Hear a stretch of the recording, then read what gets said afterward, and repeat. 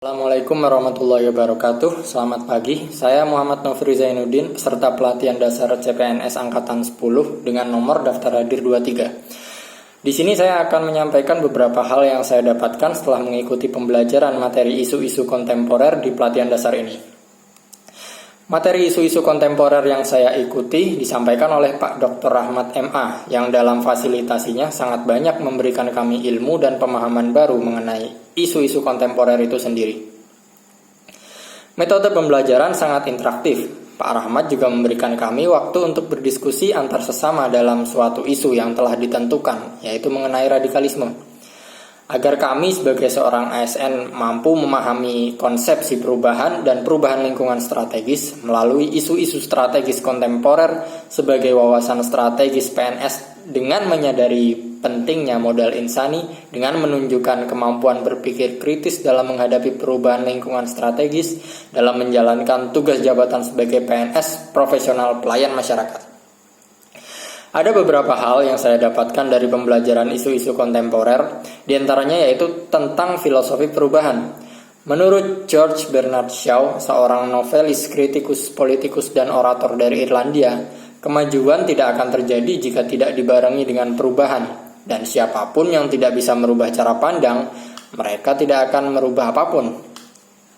Dalam dunia bisnis, berubah adalah suatu keharusan, atau mereka akan mati.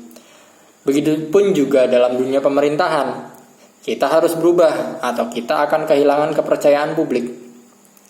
Di samping itu, dijelaskan juga terkait kompetensi yang harus kita miliki sebagai ASN dalam menganalisis suatu isu.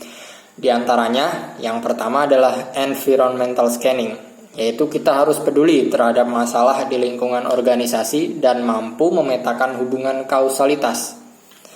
Yang kedua adalah problem solving, yaitu kita harus mampu mengembangkan dan memilih alternatif dan mampu memetakan aktor terkait dan perannya masing-masing.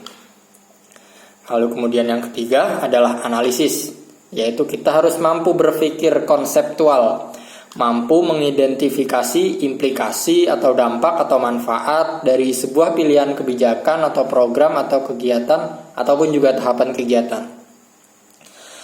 Nah, dalam sesi diskusi bersama kelompok, kebetulan kami mendapatkan isu tentang radikalisme untuk dibahas. Radikalisme ini seringkali diidentikan dengan kelompok-kelompok keagamaan yang memperjuangkan prinsip-prinsip keagamaan secara mendasar dengan cara yang ketat, keras, tegas, bahkan tanpa kompromi.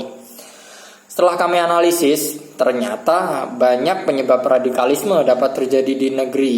Ini mulai dari aspek sosial, budaya, ekonomi, agama, ideologi, politik, pendidikan, SDM, hingga ke aspek konspirasi. Hal ini akan berdampak terhadap bangsa, mulai dari rusaknya persatuan bangsa dengan munculnya aksi terorisme hingga hilangnya kepercayaan masyarakat terhadap pelayanan pemerintah jika sudah terdapat adanya indikasi terpapar paham radikalisme di dalam pemerintahan tersebut. Apa yang harus kita lakukan untuk menanggulangi hal tersebut? Nah, sebagai ASN, salah satu caranya kita harus melakukan yang namanya deradikalisasi. Deradikalisasi merupakan semua upaya untuk mentransformasi dari keyakinan atau ideologi radikal menjadi tidak radikal dengan pendekatan multi dan interdisipliner, baik itu dari segi agama, sosial, budaya, dan lain-lain. Bagi orang terpengaruh oleh keyakinan radikal. Di samping itu, tentunya kita juga harus menanamkan pemahaman bahwa radikalisme itu sangat merugikan, baik bagi diri sendiri maupun bagi negara, nusa dan bangsa. Baik, sekian mungkin penyampaian saya terkait ringkasan materi pembelajaran, pemaknaan bagi saya terkait materi pembelajaran tersebut, serta action plan saya ke depannya. Apabila ada kesalahan atau kurang lengkap, saya mohon maaf. Wassalamualaikum warahmatullahi wabarakatuh.